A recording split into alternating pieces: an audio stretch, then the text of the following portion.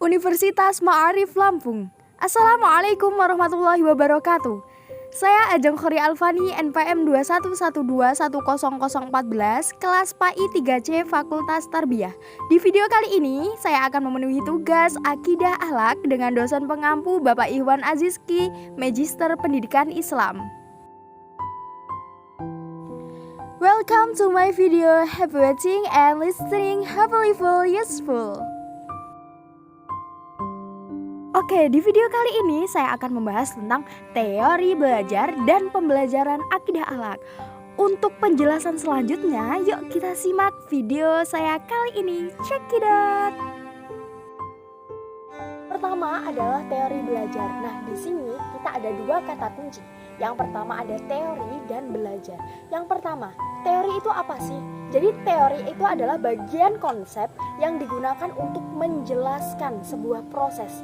Nah, di sini kata kunci yang kedua adalah belajar. Belajar itu adalah sebuah proses perubahan dari tidak tahu menjadi tahu. Nah, di situ belajar itu adalah proses belajar, proses di mana seseorang itu dari tidak tahu menjadi tahu. Nah, sedangkan jika digabungkan, teori belajar itu artinya adalah sebuah upaya untuk mengubah perilaku seseorang dari tidak tahu menjadi tahu. Nah, teori belajar itu disebutkan juga adalah sebuah teori yang dimana di dalamnya terdapat tata cara mengaplikasikan kegiatan belajar mengajar dari para ahli, dari para teori-teori yang telah dikemukakan. Di sini ada beberapa macam teori belajar. Yang pertama, ada teori behavioristik, di mana teori tersebut memiliki fokus pada hasil yang bisa diukur dan dilihat. Jadi, teori ini tergantung pada bagaimana hasil yang akan dicapai oleh seseorang dalam proses belajar tersebut. Yang kedua, ada teori kognitif. Jadi, teori ini memiliki paham bahwa proses yang berlangsung secara bersambung dan lengkap. Jadi di situ dia mengemukakan bahwa teori tersebut itu memiliki proses belajar yang terus menerus sehingga dia memiliki pengetahuan yang cukup. Yang ketiga ada teori humanistik. Di sini teori humanistik adalah teori yang memanusiakan manusia. Jadi teori ini mengemukakan bahwa teori belajar itu ada teori yang dimana di situ teori humanistik adalah teori yang dimana seseorang itu dapat mengajarkan kepada seseorang lain, orang lain tentunya, itu dengan memanusiakan manusia, mengajarkan bagaimana perilaku yang seharusnya harus kita hadapkan kepada orang lain, seperti itu. Nah, yang keempat ada teori konstruktivistik, yakni teori yang memiliki anggapan bahwa jika persoalan yang ditampilkan dari pancingan internal. Nah, jadi di teori ini dia memiliki anggapan bahwa sebuah persoalan, sebuah masalah itu ditampilkan dari pancingan dari dalam, seperti itu. Dari beberapa teori tersebut ada juga namanya pembelajaran akidah akhlak. Nah, pembelajaran itu apa? Jadi pembelajaran itu adalah proses interaksi antara peserta didik dengan pendidik pada suatu lingkungan belajar mengajar.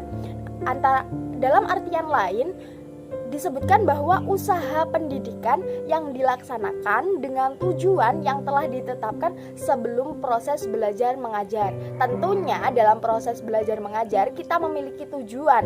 Tujuannya seperti memberikan pengetahuan kepada peserta didik, memberikan pemahaman, memberikan sebuah perilaku-perilaku yang baik dan lain-lain. Nah, dari situ maka pembelajaran akidah akhlak adalah pembelajaran suatu proses belajar mengajar atau interaksi antara peserta didik dengan pendidik dalam lingkup pendidikan atau pengetahuan atau bisa jadi mata pelajaran akidah akhlak. Nah, di mana akidah akhlak itu dia memacu pada akhlak seseorang, lalu sikap seseorang, dia membenahi dan menguatkan iman peserta didik kita sehingga peserta didik kita ketika keluar dari sekolah, dari lingkup belajar mengajar, dia memiliki sifat dan sikap yang baik yang seharusnya dimiliki oleh peserta didik tersebut karena sudah belajar dengan mata pelajaran akidah akhlak. pembelajaran akidah akhlak ini memiliki tujuan, yakni tujuan pembelajaran akidah akhlak. Di antaranya apa saja? Ada penanaman nilai ajaran Islam. Nah, seorang pendidik tentunya harus memiliki tujuan. Tujuan yang pertama dalam pembelajaran akidah akhlak ini adalah penanaman nilai ajaran Islam. Nah, jadi tugas pendidik itu adalah menanamkan nilai pada diri seseorang peserta didik tersebut. Walaupun banyak peserta didik, setidaknya ada beberapa nilai yang harus ditanamkan dalam seorang peserta didik tersebut. Yang kedua, pengembangan keimanan. Nah, jadi pendidik itu harus mengembangkan iman para peserta didik, menguatkan iman peserta didik dengan cara memberi motivasi, memberi pemahaman, pengetahuan, dan lain sebagainya.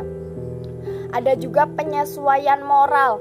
Maksudnya penyesuaian moral ketika bagaimana kita harus memberikan cerminan moral ketika belajar seperti apa, ketika di luar jam pelajaran seperti apa, dan ketika di luar lingkup belajar mengajar kita harus memiliki moral, etika, dan sikap yang baik. Lalu ada juga perbaikan kesalahan-kesalahan. Nah, kita sebagai pendidik itu diharuskan untuk memberikan perbaikan, motivasi, sehingga seorang peserta didik tersebut dapat memperbaiki masalah-masalah yang sudah lampau, yang sudah terjadi. Misalnya dia nakal, dia berbuat yang tidak baik. Nah, di situ dalam pembelajaran akidah akhlak, kita itu diharuskan untuk memperbaiki masalah-masalah mereka. Lalu mencegah peserta didik kita di situ diwanti-wanti, diharuskan untuk memberikan pencegahan kepada peserta didik, motivasi, jangan kamu seperti ini, jangan kamu bersikap jelek, kamu itu harus seperti ini. Jadi kita harus memberikan pencegahan. Terus ada juga pengembangan informasi tentang informasi penyaluran peserta didik untuk mendalami akidah akhlak. Jadi di dalam akidah akhlak tentunya kita juga memiliki pembelajaran. Kita harus mengajarkan mana sih akhlak terpuji itu, mana sih akhlak tercela itu tersebut. Nah, jadi ada berbagai tujuan pembelajaran akidah akhlak yang tentunya masih banyak lagi yang tidak bisa saya sebutkan ini. Jadi tujuan itu sebagai rumah terakhir gitu kan, rumah terakhir. Jadi kita sebagai pendidik harus memiliki tujuan terlebih dahulu dalam mengajar peserta didik itu, apa yang akan kita capai seperti itu. Pembelajaran akidah akhlak itu untuk apa? Apakah wajib kita belajar akidah akhlak? Nah, dari sini saya di sini akan menerangkan bagaimana fungsi pembelajaran akidah akhlak. Nah, fungsi pembelajaran akidah akhlak sangat penting bagi kehidupan seorang peserta didik tersebut. Di antaranya memberikan pengetahuan, bimbingan kepada peserta didik agar mau menghayati, meyakini bahwa Allah itu ada. Jadi, akidah akhlak itu bukan hanya berkaitan dengan akhlak, dengan sifat, tapi kita harus berkaitan dengan keimanan. Nah, jadi kembali pada tujuan tadi, bahwa kita harus menanamkan keimanan pada diri peserta didik tersebut. Yang selanjutnya ada juga memberikan pengetahuan. Nah, mengajak peserta didik kepada akhlak-akhlak yang terpuji dan meninggalkan akhlak-akhlak yang buruk. Lalu bertingkah baik sebagaimana yang telah dicontohkan oleh Nabi Muhammad, lalu membimbing seorang berperilaku yang sebaik mungkin. Jadi ketika seseorang itu berbuat buruk, maka kita nasihati, maka peserta didik itu kita ajak, ayo jangan seperti itu. Walaupun proses yang akan kita jalani dalam menasihati, dalam mengajak tidak pendek, tidak panjang, tidak pendek, tidak dalam waktu singkat, tetapi kita harus selalu sabar dalam mengajak dan memotivasi para peserta didik supaya memiliki moral yang baik, sifat yang baik, akhlak yang baik, sehingga pembelajaran akidah akhlak berjalan dengan lancar. Ada juga ruang lingkup pembelajaran akidah akhlak. Saya di sini mengutip dari Ibnu Maskawi menyebutkan bahwa ada 3 hal. Yang pertama ada hal-hal yang wajib bagi kebutuhan tubuh. Yang kedua ada hal-hal yang wajib bagi jiwa. Yang ketiga ada hal-hal yang wajib bagi hubungannya dengan sesama manusia. Yang wajib bagi tubuh tentunya kita harus meningkatkan iman kita. Bagi tubuh itu ya seperti perilaku, sikap. Bagi jiwa ya keimanan, menghayati, meyakini bahwa Allah itu ada. Yang ketiga ada hal yang wajib bagi kita dengan hubungannya sesama manusia. Nah, seperti tadi, kita ketika berinteraksi dengan seseorang, dengan orang lain, tentunya kita perlu sikap, sifat, akhlak yang baik, sehingga seseorang yang kita hadapi itu merasa bahwa kita itu memiliki sifat yang baik, sikap yang baik, sehingga tidak terjadi perkelahian atau saling olok-mengolok seperti itu.